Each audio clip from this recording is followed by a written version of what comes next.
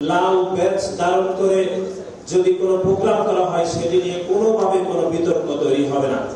এবং আপনারা দেখেছেন তার পরবর্তী সময়ে লাল ব্যাচ দিয়ে প্রথমে জাহাঙ্গীরনগর বিশ্ববিদ্যালয়ের শিক্ষকরা 30 তারিখের সকালে একটি প্রোগ্রাম করেছিল এবং অনেকেই 29 তারিখ রাত থেকে লাল ব্যাচ দিয়ে তাদের মাথায় বেঁধে মুখ বেঁধে অনেকে ছবি পোস্ট করেছিল, কিন্তু অপেক্ষাকৃত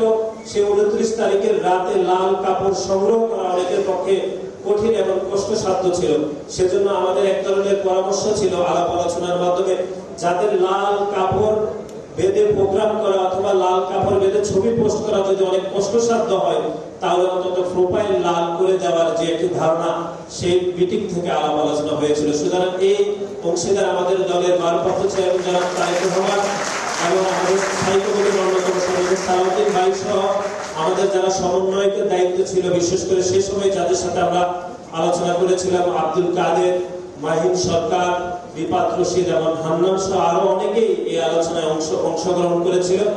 আমরা সকলে এই অংশীদার হিসাবে আমাদের স্থায়ী কমিটির অন্যতম সদস্য জনাব সালাউদ্দিন ভাই আমাদের সেই অংশীদারিত্বে তিনি অংশগ্রহণ করেছেন।